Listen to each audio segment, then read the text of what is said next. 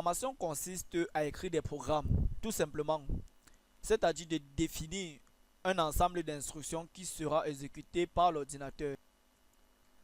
Bien, pour un problème posé, le programmeur doit donc créer le programme qui va résoudre le problème. Comme la tradition informatique l'exige, il doit commencer par développer un algorithme, c'est-à-dire à définir dans un algorithme qui doit définir les séquences d'instructions dont le programme sera fait. Mais je tiens à rappeler, c'est le microprocesseur, donc c'est le CPU qui exécutera, excusez-moi, c'est le microprocesseur qui exécutera les instructions qui constituent le programme. Et le microprocesseur, les gars, comprenez bien, le microprocesseur ne comprend que du binaire. J'insiste là-dessus. Le microprocesseur ne comprend que du binaire, c'est-à-dire des zéros et des 1. Donc une liste des zéros et une liste des 1. Ce n'est que ça, lui ne comprend que ça. Il est un peu, il est un peu idiot. Vous voyez, vous êtes même plus intelligent que le microprocesseur. Ben, vous comprenez même l'anglais, le français, d'autres comprennent le fait, d'autres comprennent le baleng. Ouais, le baleng, abafsam. Or, le microprocesseur, lui, ne comprend que du zéro et du 1. Donc, ce qui fait que ça serait vraiment fastidieux et très difficile pour nous de pouvoir communiquer avec le microprocesseur. Pour cela, on va faire recours à ce qu'on appelle un compilateur. Le compilateur, comprenez bien ce mot. Alors, les gars vont me demander, oui, c'est quoi le compilateur? Bon, le compilateur, c'est tout simplement celui-là qui va nous permettre de traduire notre code C++, puisque nous on va écrire, on va coder en C++, ce qui ressemble un peu à l'anglais. Lui, le compilateur va traduire ça, donc il comprend le C, il comprend l'anglais, il comprend tout ce qu'on va écrire. Il va essayer de traduire cela en langage binaire que le microprocesseur va comprendre. Donc il serait en quelque sorte pour nous comme un, je sais pas, comme un interpréteur, bon comme vous voulez, hein. Oui, puisque c'est lui qui serait chargé de traduire tout ce qu'on va dire, tout ce qu'on va écrire dans notre éditeur de texte en langage binaire pour que le microprocesseur puisse l'exécuter, de comprendre, donc de l'interpréter et de l'exécuter. Pour programmer en C++, nous avons besoin des outils nécessaires. Il en existe plusieurs sur internet et donc vous pouvez aller essayer de télécharger ces outils là sur internet. Il y a notamment le MinGW qui est utilisé pour éditer les textes Jenny. Donc, mais pour cette vidéo, pour cette série de vidéos, nous allons utiliser l'environnement de développement intégré que j'ai nommé DevC++. Alors les gars, très rapidement, je vous invite à ouvrir votre navigateur, et aller sur Google et essayer de télécharger l'éditeur DevC.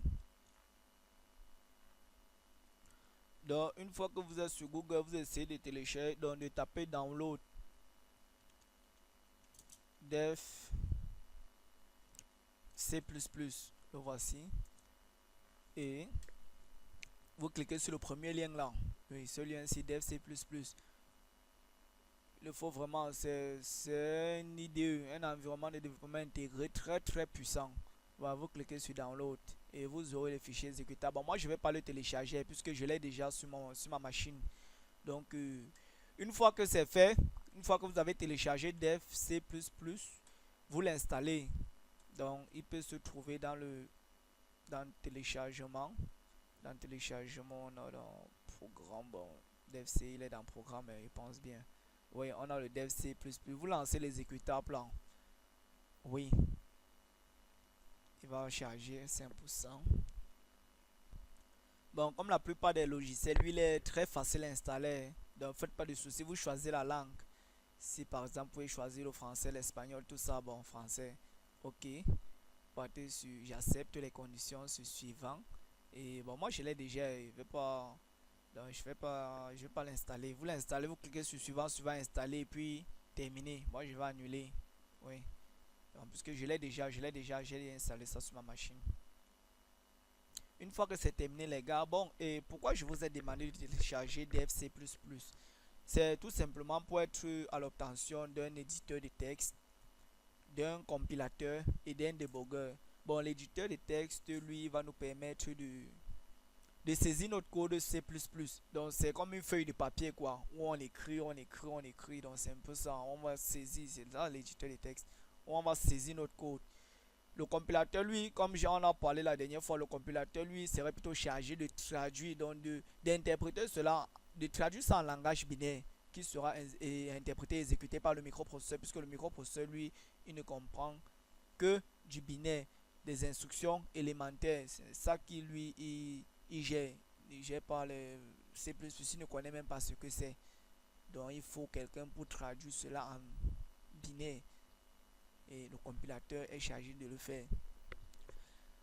Et pour le débugger, c'est tout simplement lui qui va nous permettre de détecter les éventuelles erreurs. Puisque croyez-moi les gars, ça arrive, on ne peut pas programmer sans avoir des petites erreurs de frappe. Donc notamment oublier les points virgules ou bien, bon, il y a les erreurs qu'on ne peut plus faire. Mais pour un départ, vous ferez des erreurs, croyez-moi les gars, mais ça va aller. Avec le temps, on va s'améliorer et on va comprendre beaucoup de choses.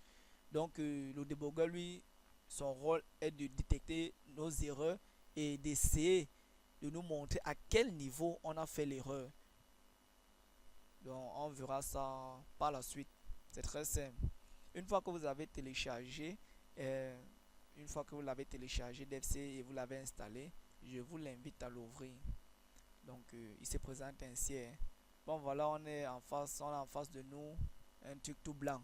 Et dans la prochaine vidéo, je vais vous montrer, je vais un peu essayer de vous présenter le logiciel en question de manière générale.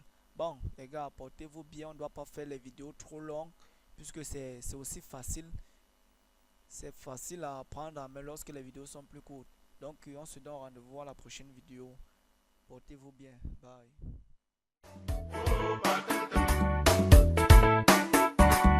Fecha patunje, ficha patunje.